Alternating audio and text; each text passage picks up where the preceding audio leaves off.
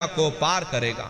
नए जीवों के लिए नामदान को और सरल से सरल किया गया, वरना बहुत से पुराने पुराने प्रेमी बैठे हैं, अगर उनसे ये पूछा जाए कि भाई जरा नाम रूप स्थान गाजे बाजे बता दो, वो तक भूल जाते हैं। अब इतने पुराने हो करके आज तक नाम रूप स्थान गाजे बाजे याद नहीं कर पाए, बड़ा भारी दोष लगता है। इसीलिए नए जीवों के लिए नामदान को और सरल से सरल किया गया। बहुत से गांव के बूढ़े बुजुर्ग हैं, बगैर पढ़े लिखे लोग भी हैं, बच्चे बच्चियां भी हैं, आसानी से आप लोग समझ जाओ, सुमरन कर सको, इसीलिए इस रास्ते को और सरल से सरल किया गया। एक साध है सब सद है, सब साध है सब जाए। पहले अपने गुरु की उंगली पकड़ लो, क्योंकि गुरु तुम्हारा सच्चा रहबर है। गुरु बिन भव निज तरह न कोई, बगैर गुरु के तुम्हारी ये जीवात्मा इस भवसागर से पार नहीं जा सकती। गुरु गोविंदो खड़े काके लागू पाई, बलिहारी गुरु आपने जिन गोविंद दियो बताई। महिमा उन्हीं की है जिन्होंने उस गोविंद को लखा दिया। इस संसार में हमारे तीन तरह के गुरु होते हैं। पहले गुरु हमारे माता पिता होते हैं, जो हमें जन्म देते हैं, हमारा पालन पोषण करते हैं, बचपन से हमारे अंदर संस्कार डालते हैं। ये माता पिता हमारे पहले गुरु होते हैं। दूसरे गुरु हमारे शिक्षक होते हैं, जो हमें स्कूलों में कॉलेजों में हमें जो भौतिक ज्ञान देते हैं, ये हमारे दूसरे गुरु होते हैं। और तीसरे हमारे आध्यात्मिक गुरु होते, जो हमारी जीवात्मा को इस भवसागर से पार ले जाते। इसीलिए कहा गया है, गुरुर ब्रह्मा गुरुर विष्णु गुरुर देवो महेश्वर गुरुर साक्षात पर ब्रह्म तस्मै श्री गुरुवे नमः। तीन लोक नौ खंड में गुर से बड़ा न कोई, करता करे न कर सके, गुरु करे सो होई। इसलिए प्रेमी भाई बहनों, साधना करने से पहले जय गुरुदेव नाम का सुमरन सभी नए प्रेमी भाई बहन करिएगा। और सुमरन करने के बाद में फिर आप लोग ध्यान पर बैठिएगा।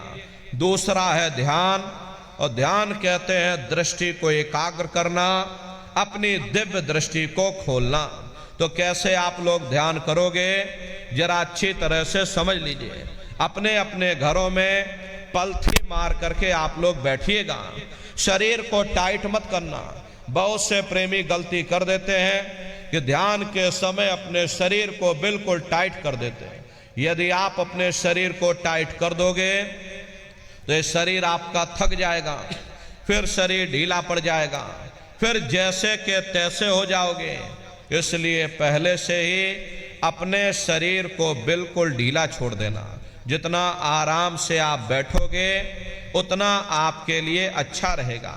तो अपने अपने घरों में पलथी मार करके ढीले बदन से आराम से बैठ जाना।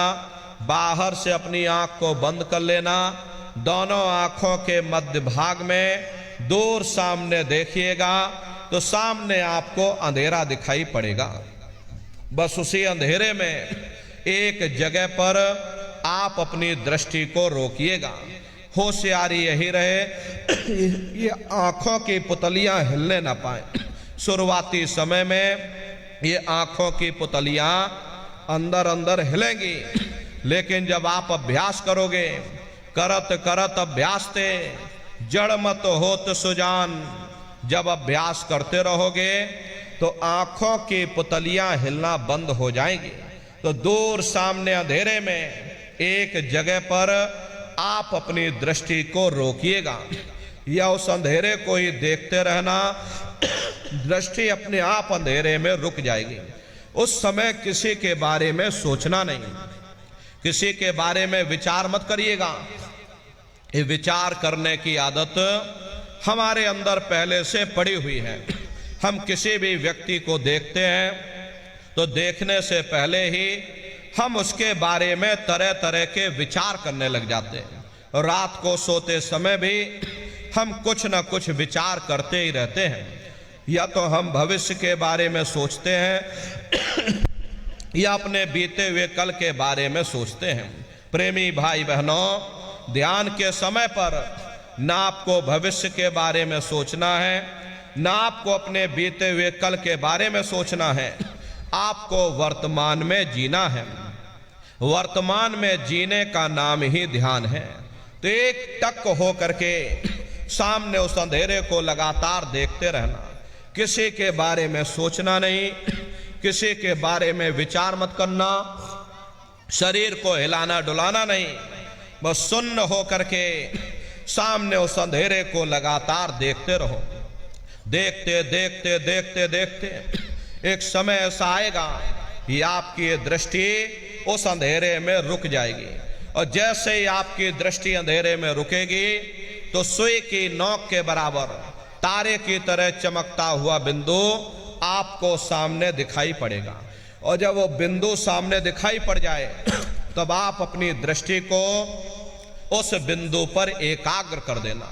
जब आप अपनी दृष्टि उस बिंदु पर एकाग्र कर दोगे तो वही बिंदु दरवाजा है। उसी को शिव नेत्र कहा गया, दिव्य दृष्टि कहा गया। वो दरवाजा खुल जाएगा, ये शिव नेत्र खुल जाएगा, ये दिव्य दृष्टि आपकी खुल जाएगी और आप दरवाजे के अंदर दाखिल हो जाओगे। बहुत विशाल वो दरवाजा है। ये संसार कुछ नहीं है। ऐसे लाखों संसार इकट्ठे करके एक साथ दरवाजे के अंदर डाल दो, पता तक नहीं चलेगा। इतना विशाल वो हरि का द्वार तुम्हारे सब के अंदर बना हुआ है। एक छोटे से बीज को लेकर के हम आपसे कहें कि इस बीज के अंदर बहुत बड़ा पेड़ है तो आप भरोसा नहीं करोगे। लेकिन उस छोटे से बीज को जब आप जमीन पर गाड़ दोगे, थोड़ा खाद पानी दोगे तो वो बीज अंकुरित हो जाएगा। उसमें से विशाल लताएं भी निकलेगी, विशाल वृक्ष का रूप भी लेगा, उसमें से फल और फूल भी निकलेंगे। इसी तरह से आप सभी के अंदर सुई की नोक के बराबर तारे की तरह से चमकता हुआ छोटे से छोटा बिंदु है। उस बिंदु के अंदर बड़े बड़े ब्रह्मांड बसे हुए हैं।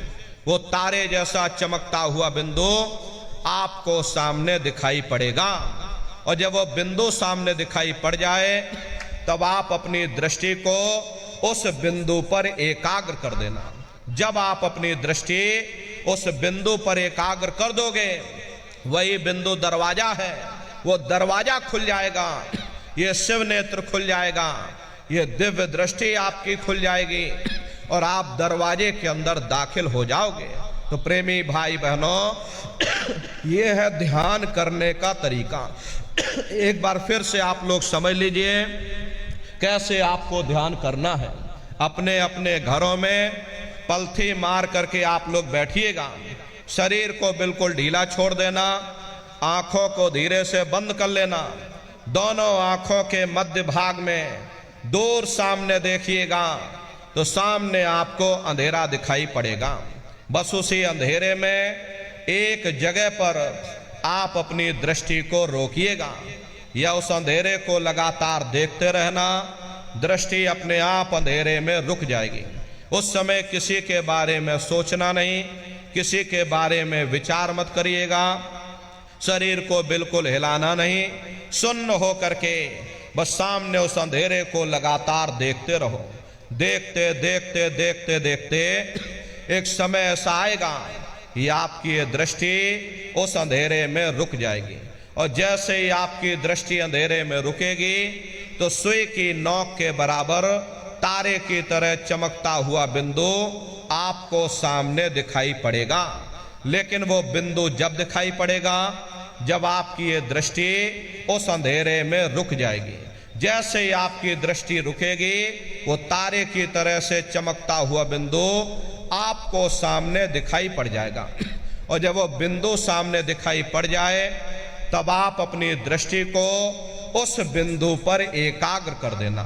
जब आप अपनी दृष्टि उस बिंदु पर एकाग्र कर दोगे तो वही बिंदु दरवाजा है।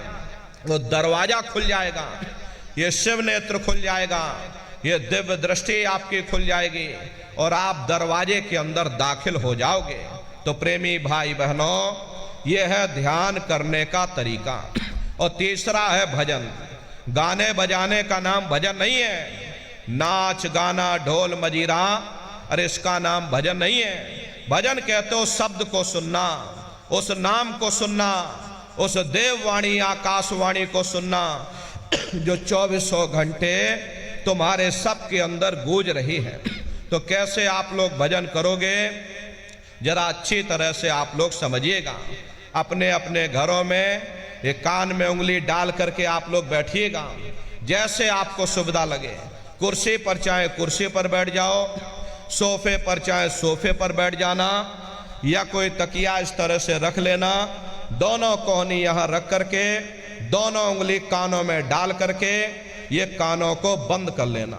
बहुत सी हमारी माताएं बहनें बूढ़े बुजुर्ग हैं, आपके घुटनों में दर्द होता होगा या रीढ़ की हड्डी में दर्द होता होगा और आप बैठ करके भजन नहीं कर पाते हो, तो आप लेट करके भजन करिएगा। ऐसे सीधे लेट जाना, लेटे लेटे आंख और कान को बंद कर लेना। मतलब तो आंख और कान को बंद करना है चाहे आप लेट करके करो या चाहे आप बैठ करके करो। यही कहा गया, ये आंख कान मुख बंद कराओ, अनहद झिंगा शब्द सुनाओ। यानी पहले अपनी आंख को बंद करो, अपने मुख को बंद करो, दोनों उंगली कानों में डाल करके ये कानों को बंद कर लो और ऊंचे से ऊंचा ध्यान दे करके उस आवाज को सुनने की कोशिश करो। प्रेमी भाई बहनों, जब आप अपने कानों को बंद करके अंतर में गौर से सुनोगे तो आपको ऐसा अनुभव होगा कि कहीं सीटी जैसी आवाज हमारे कानों में बज रही। टी, इस तरह से सीटी जैसी आवाज शुरू में आप सभी को सुनाई पड़ेगी। करना कुछ नहीं है, लेटे हो चाहे बैठे हो, बस आप उस आवाज को सुनते रहना और सुनते सुनते उसी में लीन हो जाओ।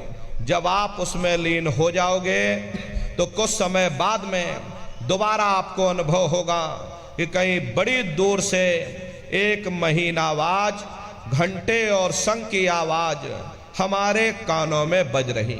जैसे मंदिरों में घंटियां बजती हैं, टन टन टन टन, इसी तरह से घंटे और शंख की आवाज आपको अपने अंदर सुनाई पड़ेगी। उसी घंटे शंख की आवाज को महात्माओं ने शब्द कहा। अरे आपकी धर्म पुस्तकों में लिखा है कि पोथी पढ़ पढ़ जग मुआ, पंडित भया न कोई, 2.5 अक्षर प्रेम का, पढ़े सो पंडित होई। दुनिया वाले कहते हैं कि 2.5 अक्षर का मतलब प्रेम है। अरे प्रेम नहीं है, प्रेम में तो मात्रा लगी हुई। यहाँ पर जिस 2.5 अक्षर का वर्णन उन महात्माओं ने किया है वो है शब्द शा आदा बा और दा। उसे शब्द को महात्माओं ने नाम कहा। कल युग जोग न जग न ज्ञाना, एक आधार नाम गुण गाना। कलयुग में न योग है, न यज्ञ है, न ये ज्ञान है, तो कलयुग में क्या है? कलयुग केवल नाम आधारा, सुमेर सुमेर नर उतर ही पारा। कलयुग में केवल नाम का आधार है। वो नाम तुम्हारे अंदर 2400 घंटे गूंज रहा। तो उसी घंटे शंख की आवाज को महात्माओं ने शब्द या नाम कहा। उसी घंटे शंख की आवाज को मुसलमान फकीरों ने कलमा कहा। उसी घंटे शंख की आवाज को गुरु नानक साहब ने अनहद वाणी कहकर याद किया। चीन में जो महात्मा हुए उन्होंने इसको ताओ कहकर याद किया, और हिंदू महात्माओं ने इसे देववाणी आकाशवाणी कहकर याद किया। उन अलग अलग महात्माओं ने अपनी अपनी भाषा में हम लोगों को समझाने की कोशिश की कि भाई वो घंटे शंख की आवाज तुम्हारे सबके अंदर गूंज रही, वो आपको सुनाई पड़ेगी। लेकिन शुरुआती समय में आपको ऐसा मालूम पड़ेगा कि कहीं बड़ी दूर पर घंटियां बज रही, टन टन टन टन, लेकिन सुनाई हरेक को पड़ेगी। प्रेमी भाई बहनों, जब घंटे और शंख की आवाज आपको अपने अंदर सुनाई पड़ने लग जाए, तब आप सीटी की आवाज को छोड़ देना और घंटे शंख की आवाज को पकड़ लेना, उसको आप सुनने लग जाना। जब आप उसको सुनने लग जाओगे तो वो आवाज धीरे धीरे बढ़ना शुरू होगी, और बढ़ते बढ़ते इस कदर बढ़ेगी कि आपके रोम रोम में घंटे और शंख की आवाज गूंजने लग जाएगी। बड़ी घनघोर आवाज होती है, बड़ी मधुर वो आवाज होती है। दुनिया भर के जो गाने आप लोग सुनते हो, उस संगीत के सामने ये दुनिया के संगीत कुछ नहीं है। जब आप उस संगीत को सुनोगे, इतना भारी आनंद आपके ऊपर छा जाएगा, इतनी खुशी आपको होगी, ऐसा नशा आपके ऊपर चढ़ जाएगा कि आप सारी दुनिया को भूल जाओगे। शंकर भगवान को वही नशा चढ़ा था। शंकर भगवान कोई गांजा भांग नहीं पीते थे। ये तो हमने आपने शंकर भगवान को भी बदनाम कर दिया। ये शंकर भगवान गांजा भांग पीते थे तो चलो हम भी गांजा भांग पिएंगे, लेकिन ऐ नन्नारियों, शंकर भगवान ने कभी गांजा भांग नहीं पिया। शंकर भगवान जिस नशे में लीन रहते थे, वो नाम का नशा था, वो ध्यान का नशा था, वो भक्ति का नशा था। जब आप उस आवाज को सुनोगे तो आपको भी वो नशा चढ़ जाएगा, क्योंकि उस आवाज में चुंबक है। जब आप उस आवाज को सुनोगे तो वो आवाज आपको अपनी ओर खींचेगी, और जब खिंचाव होगा तो जीवात्मा का फैला हुआ प्रकाश 9 दरवाजों से सिमटने लगेगा। अब ये 9 दरवाजे कौन कौन से हैं? देखो प्रेमी भाई बहनों, अच्छी तरह से आप लोग समझिएगा, ये बहुत बड़ा विज्ञान है। दुनिया का विज्ञान जब समाप्त हो जाएगा तो ये विज्ञान प्रारंभ होगा। यही सच्चा सनातन विज्ञान है जो ऋषियों मुनियों ने समझाया, जिसको ये संसार भूल गया और बाहरी पाखंड में और कर्म कांडों में उलझ गया। तो आज सच्चे सनातन विज्ञान को समझने की जरूरत है। तो ये 9 दरवाजे कौन कौन से हैं? 2 आंख, 2 कान, 2 नाक के सुराख, 1 मुंह और 2 मलमूत्र का रास्ता, ये शरीर के 9 दरवाजे हैं। सबसे पहला दरवाजा गुदा चक्र आता है। गुदा चक्र में गणेश जी वास करते हैं। गणेश जी वहां के मालिक हैं। ये 4 दल का कवल है। यहाँ पर पृथ्वी तत्व पाया जाता है। उसके ऊपर इंद्रिय चक्र आता है। इंद्रिय चक्र में ब्रह्मा जी वास करते हैं। ब्रह्मा जी वहां के मालिक हैं। ये 6 दल का कवल है। यहाँ पर जल तत्व पाया जाता है। उसके ऊपर ये नाभि चक्र आता है। नाभि चक्र में विष्णु जी वास करते हैं। विष्णु जी यहाँ के मालिक हैं। ये 8 दल का कवल है। यहाँ पर अग्नि तत्व पाया जाता है। उसके ऊपर ये हृदय चक्र आता है। हृदय चक्र में शिव जी वास करते हैं। शिव जी यहाँ के मालिक हैं। ये 12 दल का कवल है। यहाँ पर वायु तत्व पाया जाता है। अरे वास तो वो ऊपरी मंडलों में, ऊपरी लोकों में वास करते हैं, लेकिन उनका प्रकाश, उनकी किरणें इन चक्रों पर पड़ती हैं। उसी के ऊपर एक कंठ चक्र आता है। यहाँ पर आद्या महाशक्ति की किरणें पड़ती हैं। ये 16 दल का कवल है। और आप सबसे ऊपर, तुम्हारी जीवात्मा सबसे ऊपर दोनों आंखों के मध्य भाग में बैठी है, जहां पर ये देवियां बिंदी लगाती हैं और पुरुष जहां पर ये टीका लगाते हैं। ये बिंदी और टीका यहाँ पर हम लोग इसीलिए लगाते हैं क्योंकि यहीं पर हमारी जीवात्मा बैठी है, उसका श्रृंगार किया जाता है। तो ये 10वां द्वार है जहां पर तुम्हारी जीवात्मा बैठी है, इसी को 10वां द्वार कहते हैं। अरे आप लोग रोज चौपाई गाते हो, मंगल भवन अमंगल हारी, द्रवौ सुदशरथ अजर बिहारी। इसका अर्थ जरा समझने की कोशिश करो प्रेमी भाई बहनों। ये शरीर तुम्हारा मंगल भवन है, तुम्हें अमंगलों से बचाने वाला, तुम्हें नरकों 84 से बचाने वाला ये पंच भौतिक शरीर ही तुम्हारा मंगल भवन है। इस मंगल भवन के 10 दरवाजे हैं और 10वें दरवाजे पर ये अजर बिहारी यानी कि तुम्हारी जीवात्मा बैठी है। और यहीं पर बैठ करके जीवात्मा अपने प्रकाश को 9 दरवाजों में फैलाती है, जिससे तुम्हारा ये शरीर चलता है, तुम्हारे हाथ चलते हैं, तुम्हारे ये पैर चलते हैं। जब आप भजन करोगे और जब घंटे शंख की आवाज को सुनोगे तो उस आवाज में चुंबक है, वो आवाज आपको अपनी ओर खींचेगी, और जब खिंचाव होगा तो जीवात्मा का फैला हुआ प्रकाश 9 दरवाजों से सिमट करके यही 10वें दरवाजे पर इकट्ठा हो जाएगा। और जैसे ही सारी शक्ति, सारी चेतना सिमट करके यहां पर इकट्ठी होगी तो शब्द क्या काम करेगा? शब्द तुम्हारी जीवात्मा को खींच करके इस शरीर से बाहर कर देगा। फिर आप अपनी आंखों से देखिएगा कि हमारा शरीर ये है, हम ये खड़े।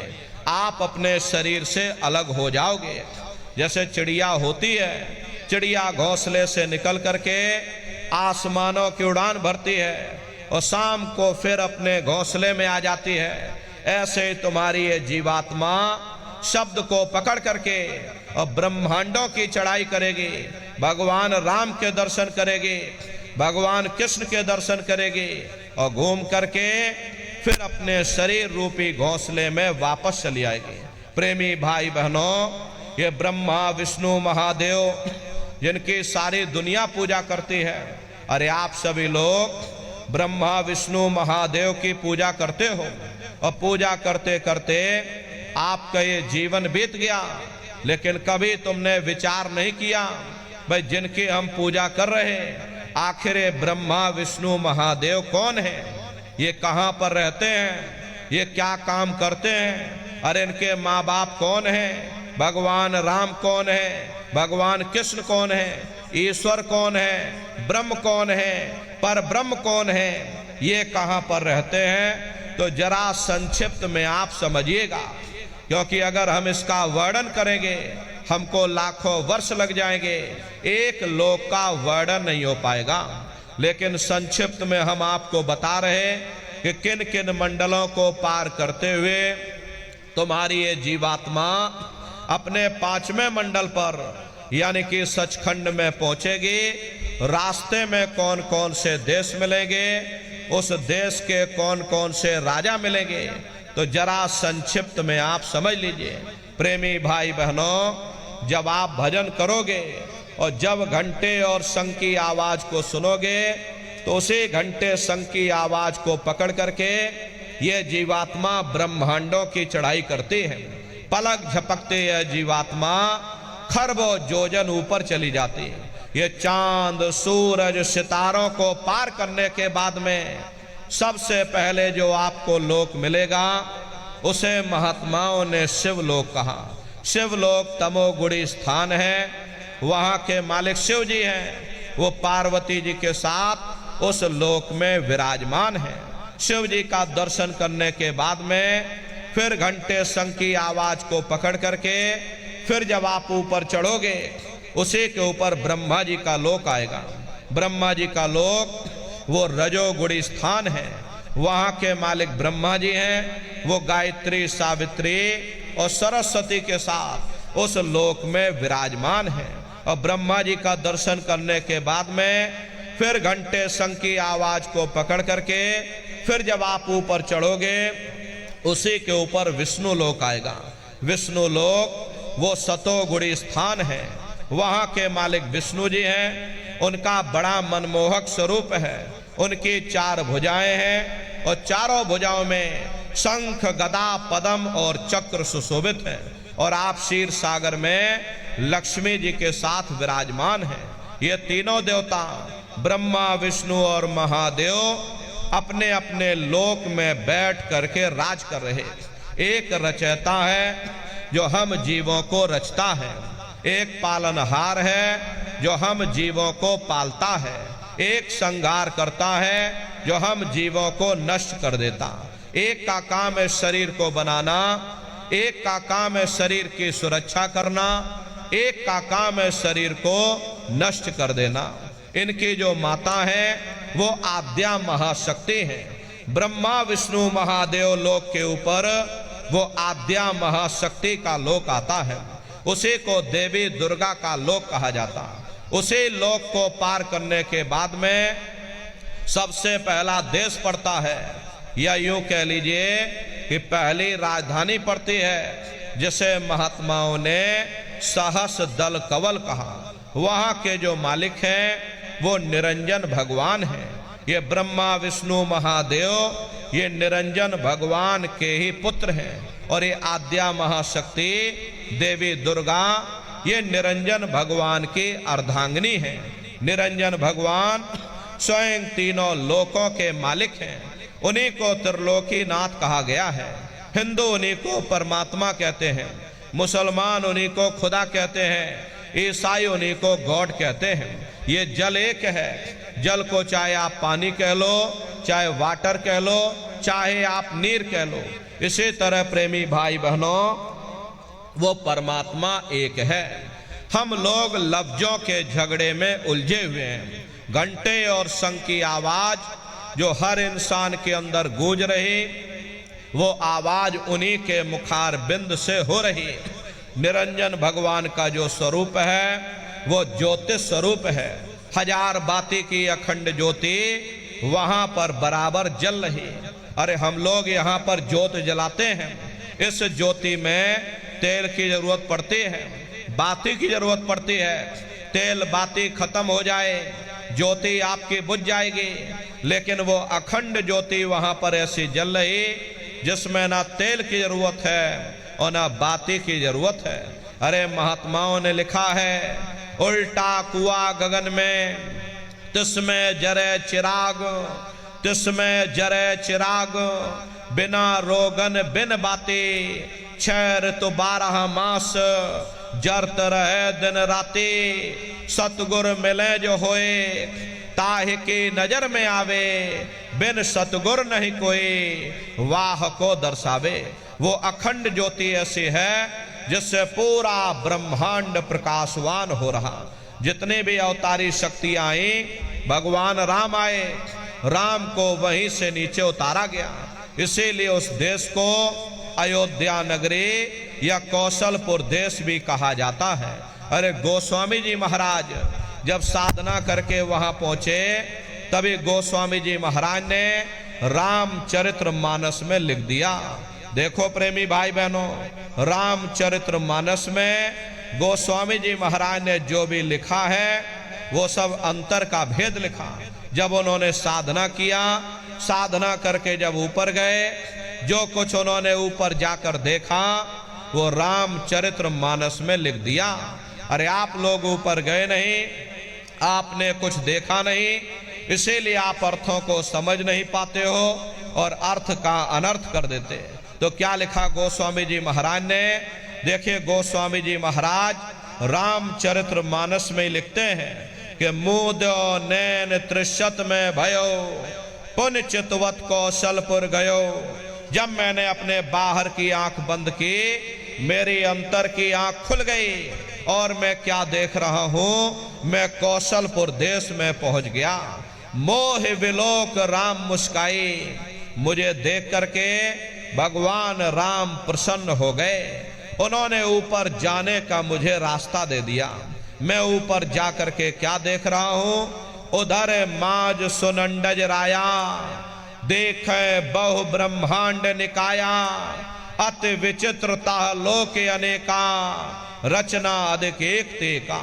विचित्र विचित्र भांत के वहां पर लोक बने हुए, एक से बढ़कर एक सुंदर सोने के वहां पर महल बने जिनकी शोभा अवर्णीय है। प्रेमी भाई बहनों, वो असली अयोध्या नगरी है, वो भगवान राम का असली देश है।